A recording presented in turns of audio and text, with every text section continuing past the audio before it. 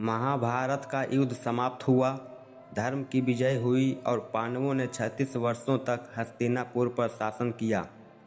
परंतु समय बीतने के साथ साथ राज्य में भयंकर अपशकुन होने लगे।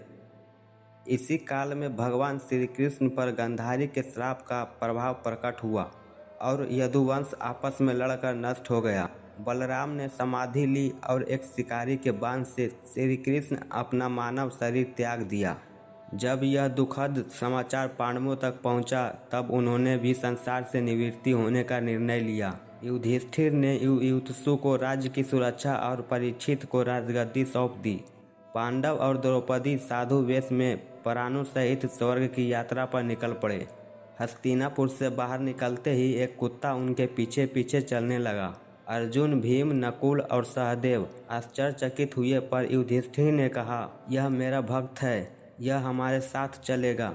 पांचों पांडव द्रौपदी सहित तीर्थों, नदियों और समुद्रों की यात्रा करते आगे बढ़ते गए।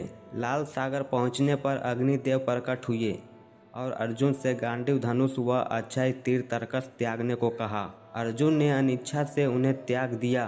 फिर पांडव उत्तर दिशा की ओर बढ़े, हिमालय पहुँचे और केदारनाथ में भगवान शिव के दर्शन किए। शिव ने उन्हें पापों से मुक्त और स्वर्ग का मार्ग बताया। सुमेरु पर्वत पार करने पर इंद्रदेव प्रकट हुए और उन्हें सीधे स्वर्ग चलने को कहा।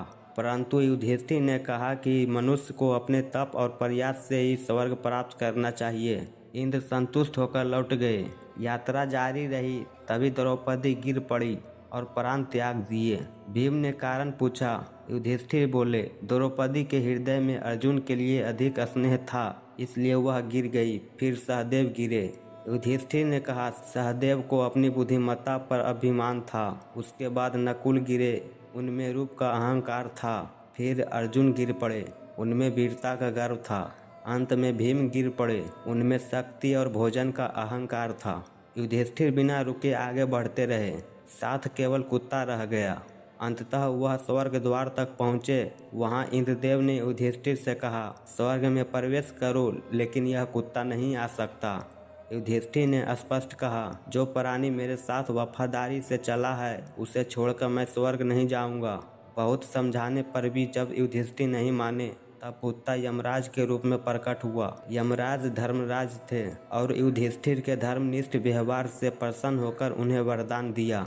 स्वर्ग पहुंचकर युधिष्ठिर ने देखा कि दुर्योधन दिव्य सिंहासन पर विराजमान है। यह देख वह चकित हुए और पूछा, मेरे भाई और द्रौपदी कहाँ है? देवदूत युधिष्ठिर को एक भयंकर मार्ग पर ले गया। चारों ओर अंधकार, शव, दुर्गंध, गिद्ध और पीड़ा, यह नर्क था। वहीं से आवाजें आई, भैया रुको। यह पांडव और द्रौपदी की आवाज़ थी। युधिष्ठिर बोले, यदि मेरे रहने से इन्हें शांति मिलती है तो मैं यहीं रहूँगा। तभी देवताओं के वरदान से नर्क नष्ट हुआ, दिव्यता प्रकट हुई। इंद्रदेव आए और कहा, तुमने अश्वत्थामा के संबंध में असत्य कहा था, इसी से तुम्हें क्षण भर नरक देखना पड़ा। अब गंगा में स्नान करो। युधिष्ठिर ने गंगा स्नान किया और दिव्य रूप धारण कर लिया। फिर वह स्वर्ग पहुँचे, जहाँ चारों भाई द्रौपदी और सभी वीर दिव्य स्वरूप में उपस्थित थे। कर्ण सूर्य के समान तेजस्वी, भीम वायुदेव के पास, नकुल सहदेव अश्विनी कुमारों के साथ और अर्जुन श्री कृष्ण की सेवा में। इंद्र ने बताया, द्रौपदी लक्ष्मी का अंश थी।